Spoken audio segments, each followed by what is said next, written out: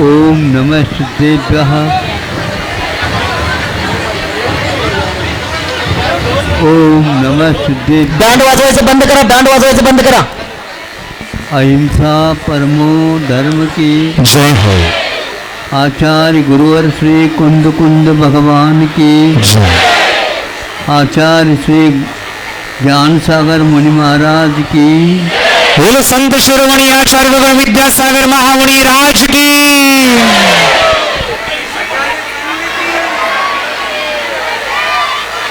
आज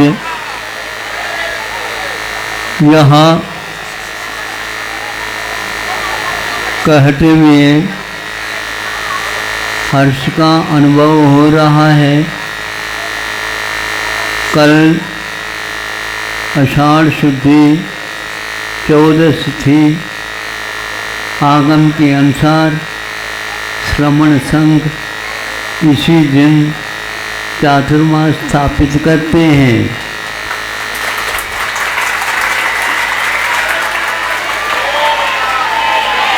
और हमने भक्ति पाठ के साथ यह संकल्प कल ले लिया है।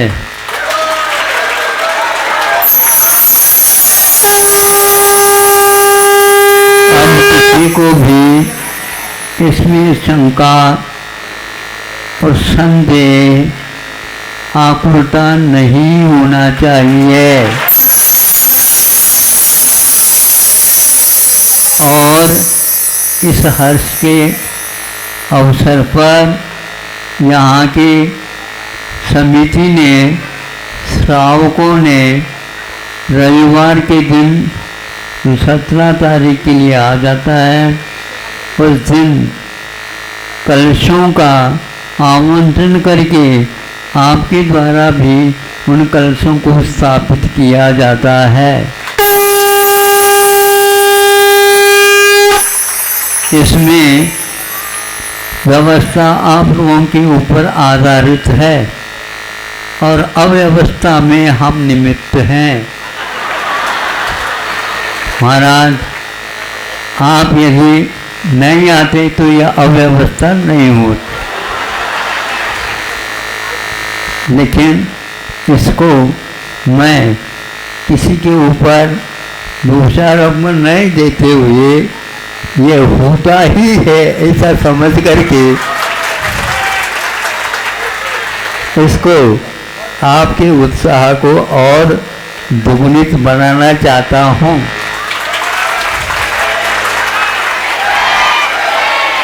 रविवार के दिन यहाँ पर जो आप लोगों के द्वारा कलशों का स्थापना होगा, वो कलश एक प्रकार आप लोगों के सामने में परिचय में आए हैं। जनता उसका दृश्य देख करके आनंद का अनुभव करेगी और कलशा स्थापित करने वालों की संख्या कितनी होगी ये हम कह नहीं सकते। संभव है कलशा यदि कम पड़ गई तो पुनः वहाँ से मंगवाना पड़ेगा और यह पुनः मंगवाना पड़ जाना यह भी एक बहुत हर्ष का विषय है। क्योंकि कितनी कलशा यहाँ पर बटेगी और स्थापित की जाएगी ये मैं कह नहीं सकता। इतना अवश्य है कि उत्साह को देखते हुए इधर दक्षिण कर्नाटक और महाराष्ट्र ये दोनों यहाँ पर उपस्थित हो रहे हैं और ऑनलाइन से भी इन कलशों का आवंटन हो रहा है। उनको चिंता है यदि हमें वह कलश नहीं मिलेगा तो कैसे करेंगे। हम स्मरण यहाँ पर रखना चाहते हैं, ये कलश रख करके अंतरिक्ष उपासना में क्या हो रहा था ये बताना चाहेंगे हम। तो इसलिए कि आप कोई चिंता न करो, वहाँ पर पहले से बैठे हुए हैं जहाँ से ये कलशा आ रहे हैं, उनको कह रखा है कि भैया पंगत बैठती है तो किसी प्रकार से उठाई नहीं जा सकती, और उसके लिए सभी प्रकार के व्यंजनों का परोसना अनिवार्य होता है। आप लोग परिवार सहित आ गए हैं, इसलिए यह अव्यवस्था हो रही है, किंतु भोजन तो आपके लिए विशेष रूप से प्रस्तुत कर दी जाएगी और उसका आप लोग अनुभव करेंगे। अभी अभी यहाँ पर ध्वजारोहण हुआ, यह अन्यत्र बहुत दुर्लभ होता है, जब कभी भी कर लेते हैं, किंतु यहाँ पर जो गुरु पूर्णिमा है उस दिन रखा है, और सुनते हैं 3-4 बार वर्ष में ये ध्वजारोहण का कार्य श्रावकों के द्वारा संपन्न किया जाता है। पार्श्वनाथ भगवान के पास आने में गाड़ियाँ भी बंद हो जाती, बारी रुकना पड़ता है। यहाँ पर व्यवस्था अपने आप ही बन जाती है, क्योंकि गाड़ियाँ ही नहीं आएंगी, मनुष्य भी आ जाता है, तो बहुत सकरे गलियाँ बनाई गई है ताकि अव्यवस्था न हो सके। अभी मैं वहाँ पर ध्वजारोहण देखने की अपेक्षा रखी है, यूं किया, मगर कुछ नहीं दिखा। महाराज यहाँ पर रास्ता है, चलो। मैंने सोचा कि बहुत अच्छा है रास्ता है, लेकिन वहाँ पर जो नमस्तु करना नहीं जानता है वो ठीक कर से नमस्तु कर लेता है। उनकी गर्दन अपने आप वहाँ पर झुक जाती है। हमें 2-3 बार झुक गया, लेकिन उठाते समय अवश्य परिचय मिल जाता है, वो चूक नहीं सकता। पहले दिन ही हमें प्रसाद मिल गया था, हमने इसको सहर्ष स्वीकार कर लिया, ये पार्श्वनाथ भगवान के प्रसाद है। ऐसा यह ध्वजारोहण महोत्सव बरसात भी हो रही थी, लोग प्रतीक्षा कर रहे थे, किसान लोग विशेष रूप से प्रतीक्षा कर रहे थे।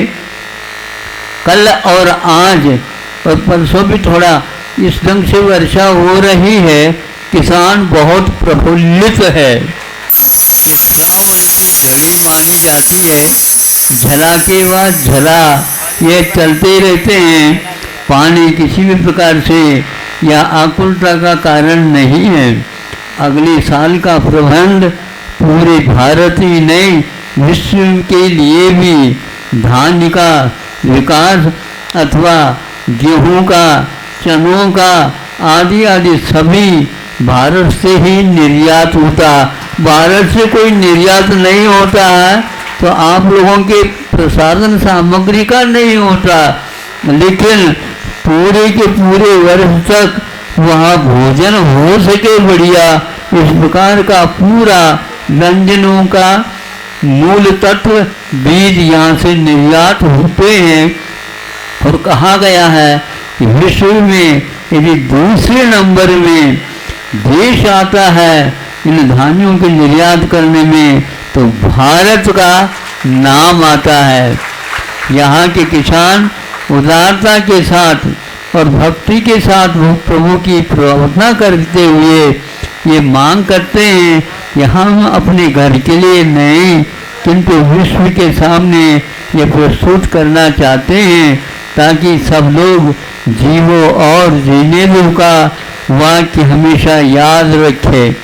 और जब ध्वजारोहण के साथ ये कार्यक्रम हुआ तो मैंने अब देखना है, क्योंकि पंच कल्याणकों में तो हम ध्वजारोहण देखते ही हैं, लेकिन यहाँ पार्श्वनाथ भगवान के यहाँ ध्वजारोहण कैसा हो रहा है जाकर के देखा, तो वहाँ उन्होंने रस्सी जब खींची तो उस समय वहाँ ध्वजा ज्यों ही बंधन छूट गया त्यों ही पश्चिम से पूर्व की ओर चला गया।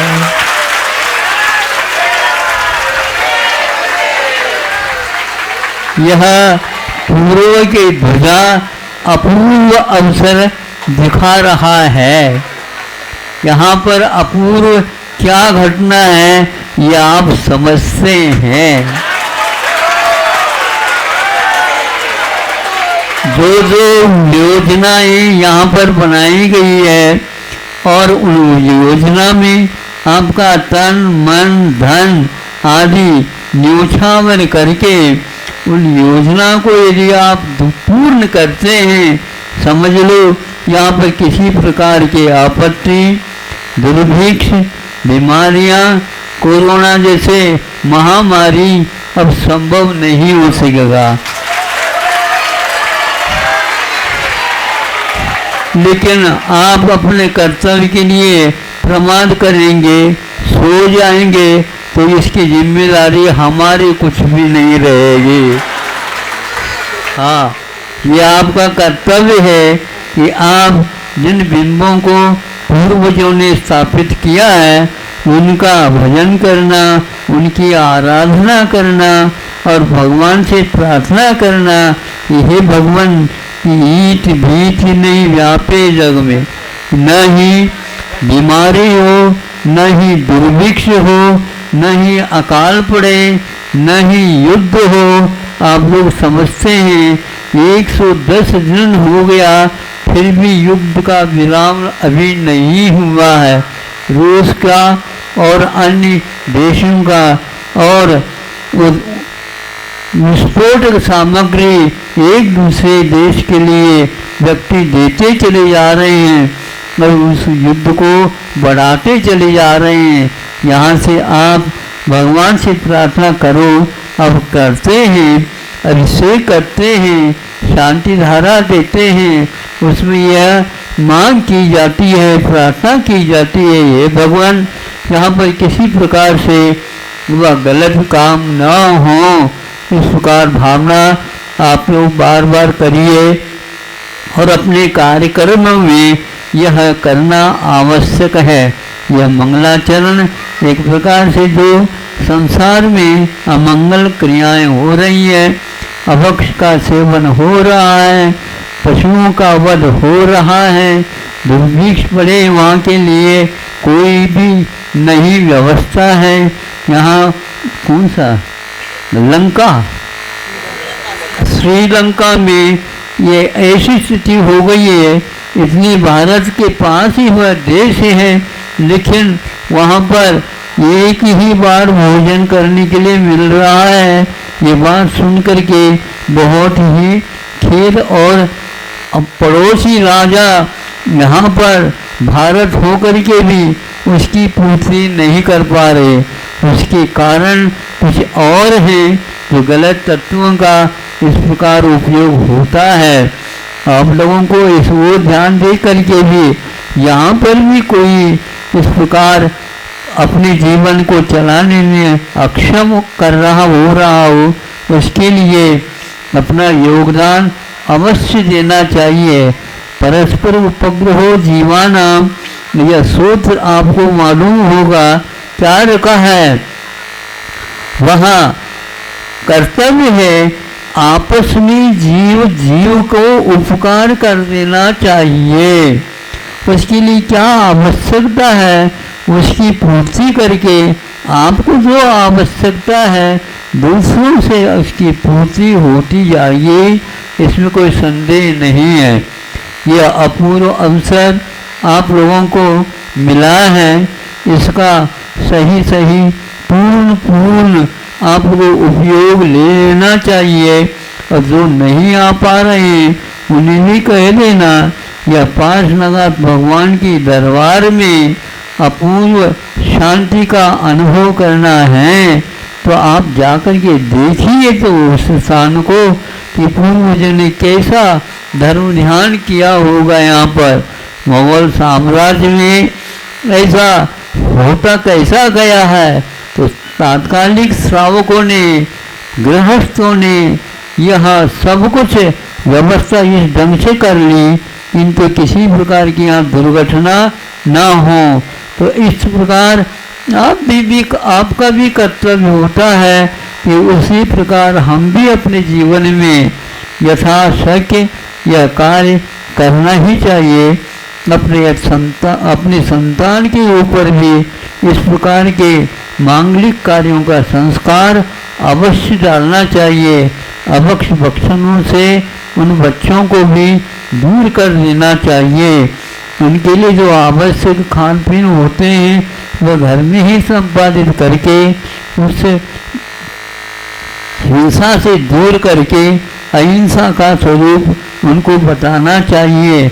हमारे यहाँ पानी छान करके पिया जाता है, तो छान करके पिया जाता है। तो जब पानी छान करके पिया जाता है तो भोजन ऐसे कैसे जो ले आए सही सीधे और वैसे ही मुंह में लगा दे, ये ठीक नहीं। उसका अपने को ईसना यानी देखना अनिवार्य है, उसमें क्या क्या डला है ये भी आपको ज्ञात होना चाहिए। प्रत्येक पदार्थ बाजार में बन करके आ रहा है, आपके रसोई घर में तक वो पहुंच रहा है, उसका अवलोकन आप करिए। आप दूसरे के लिए यदि देते हैं तो आपको भी उसका दोष लगे बिना रह नहीं सकेगा, क्योंकि आप क्या दे रहे उसको। इसी प्रकार जो भगवान के सामने आप जो कुछ भी चढ़ाते हैं उसमें भी इसका आवश्यक कार्य है, उसको देखें। इसलिए जो घर में बना हुआ रहता है वह पवित्र शुद्ध अन्वेषित हो करके किया जाया, उसी को देना चाहिए, उसी का सेवन करना चाहिए। इन महामारियों के लिए कई व्यक्तियों ने कहा है कि केवल हिंसा की सामग्री के कारण ही 2-2 वर्ष तक ये महामारी कोरोना आप लोगों को पीड़ित की। लेकिन ये ध्यान रखना, वही राष्ट्र ज़्यादा पीड़ित हुए हैं जो मांसाहार में ही अपना जीवन व्यतीत कर रहे हैं। भारत के लिए ये 1% क्या 0.5% भी दोष नहीं आता, क्योंकि यहाँ पर शाकाहार बाहुल्य है, पहले भी था और आज भी होना चाहिए। आज के अनुसार आप लोग पहले सब कुछ घर में बनता था, किंतु आज कुछ भी घर में नहीं बनता। थालियाँ वहाँ होटल से आ जाती है और पैकिंग खोल करके सीधा ही पी लेते हैं, वो कुछ भी उसका ज्ञान नहीं रखते। ये रखना चाहिए, यदि नहीं होगा तो यहाँ पर भी उन बीमारियों का असर पड़े बिना नहीं रह सकता। किंतु यहाँ से शुद्ध आयुर्वेदिक औषध अब काढ़ा आदि आदि वहाँ तक पहुँच गए हैं, जहाँ पर केवल मांस का ही मात्र सेवन किया जाता है। चीन को समझ में आ गया, अमेरिका को समझ में आ गया, रूस को समझ में आ गया, जो विकसित राष्ट्र माने जाते हैं उन सबको समझ में आ गया। क्योंकि भारत अछूता रहा है, उसका कारण यही है कि वह शाकाहार का समर्थन करता है और विश्व के लिए भी वह अपना शाकाहार का प्रचार करने के लिए तैयार है, निर्यात करा रहा है। यहाँ से गेहूं का निर्यात हो रहा है, चावल का निर्यात हो रहा है और चने का भी निर्यात हो रहा है और आयुर्वेदिक दवाइयों का भी निर्यात हो रहा है, बहुत कम पैसे लेकर के। कहीं कहीं पर कई राष्ट्रों को बिना निःशुल्क ही वहाँ पर औषध पहुँचाया जा रहा है और वो कह रहे हैं कि ये आप कैसे कर रहे हो भारतवासी हो, कि हमें तो जो ग्रंथों में लिखा हुआ है, कैसा लिखा हुआ है कि हनुमान ने संजीवनी ला करके ये अपने भरत को लक्ष्मण को पिलाया, उसी प्रकार हमारे देश के लिए आपने संजीवनी गुटका पहुंचा रहे हो। भारत को इस प्रकार सुन करके लगा, देखो हनुमान जी सामने आ गया, भारत को उन्होंने हनुमान की उपाधि दी है। ऐसे तो आपके इतिहास है, आप लोगों को भी चाहिए उसका कम से कम एक अंश तो करे। हैं, आप तो मांगने की बात कर रहे हो, मांगने बात करने से पूर्व में आपके पास सक्षमता है, उसका उपयोग करो। सब जो विज्ञान के माध्यम से दूसरे देश में काम हो रहे हैं वो सारे वैज्ञानिक भारत के ही हैं। हाँ, यहाँ बुद्धि की कोई कमी नहीं है, शक्ति की भी कोई कमी नहीं है। यदि कमी है तो भावना की कमी होती जा रही है। इसलिए ध्यान रखो, प्रार्थना भगवान से हमारी बातचीत हो जाती है, इन लोगों को थोड़ी सी बुद्धि दे दो भगवान, ताकि ये अच्छे काम कर सके और आपस में प्रेम मिलाप के साथ एक दूसरे के ऊपर अनुग्रह करते हुए जीवन यापन करे और पड़ोस को भी अपने ध्यान में रखे। केवल हमारा ही हमारा है ये ठीक नहीं है। बहुत बड़े बड़े बिल्डिंग बनाने से ये धोखा हो सकता है। पड़ोस में जो छोटा भवन है, उसका कुटिया है, उसके ऊपर आप गिरोगे क्या? इसलिए बैलेंस के साथ बनाओ ताकि उसको भी धक्का न लगे और आपको भी ऊपर उठाना न पड़े। ऐसी स्थिति में एकमात्र दया धर्म ही हमारे साथ दे सकता है, बाकी कोई भी साथ जाना नहीं है। ले जाना चाहते हो क्या? नहीं है ना, तो इसलिए वहाँ पर चढ़ाओ जहाँ पर जिसके लिए आवश्यकता होती है। ज़्यादा हो तो चढ़ाओ, कोई बात नहीं, किंतु है ही नहीं, ज़्यादा नहीं है तो भाव तो करो कि भगवान उसके अब दुख दूर हो जाए और हमारे पास यदि आ जाए उस प्रकार की क्षमता, हम अवश्य उनके दुख को दूर करना चाहें। अब कुछ भी नहीं होता है तो घबराओ नहीं, भगवान सब ठीक ठाक कर देंगे। ऐसे ये आज का महोत्सव आप लोगों ने बनाया, यह एक वर्ष में एक दिन ही आता है गुरु पूर्णिमा के रूप में। कल स्थापना हो गई है और आज गुरु पूर्णिमा के अवसर पर आप लोग आए, ध्वजारोहण किया। ये ध्वजा क्या कहता है? ये ध्वजा कहता है आओ यहाँ पर, आओ यहाँ पर, हाँ यहाँ पर आओ, यहाँ पर आओ। क्या है यहाँ पर? जो आपको चाहिए वो सब कुछ मिल जाएगा, लेकिन आप लूट खसोट मत करो। करना चाहते हो धर्म की लूट करो, दया का लूट करो, ये दान का लूट करो, जिसको आवश्यक है उसके लिए दे दो और घबराओ नहीं। आप दया धर्म का पालन करोगे, आपका पूरा पूरा जीवन सुखमय बन सकता है। सुखमय बने, इन्हीं भावनाओं के साथ हम आज के यह स्थान का और अवसर का स्मरण रखेंगे और जहाँ कहीं भी आगे जाएंगे उस वक्त कहेंगे भैया पार्शनाथ भगवान की शरण ले लो, सब कुछ ठीक होगा। लेकिन ये भी ध्यान रखना उसके लिए हमें क्या कर्तव्य करना है, इसको यदि याद नहीं रखेंगे निश्चित रूप से यहाँ वज्रलेपो भवेत कहते हैं, यानी पुण्य क्षेत्र कृतम पापम वज्रलेपो भवेत ऐसे कहते हैं। पुण्य क्षेत्रों में यानी भारत ही पुण्य क्षेत्र है। यहाँ पर आने के उपरांत आप नरक जाने का या तिर्यंत गति के जाने का या दुर्भिक्ष जहाँ पर होते हैं वहाँ पर का यदि कर्म बांधेंगे तो वह कभी भी आपके लिए काम में नहीं आने वाला है। इसलिए वज्रलेप एक प्रकार से पाप के लिए कहा है। पुण्य का यदि बंद होते हैं, जहाँ कहीं भी आप जाओगे वहाँ पर सुभिक्ष का अनुभव होगा। इन्हीं बातों के साथ समय समय पर वर्षा हो, दुर्भिक्ष चलता रहे, और सब लोगों को बुद्धि ऐसी मिले धार्मिक अनुष्ठान करते चले जाएं। अहिंसा परमो धर्म की जय हो। चलो आचार्य भगवान विद्यासागर, बोलो संत शिरोमणि आचार्य भगवान विद्यासागर महामुनि। है अगर गुरुवर का सानिध्य पाना तो विद्यासागर.गुरु पर जरूर आना।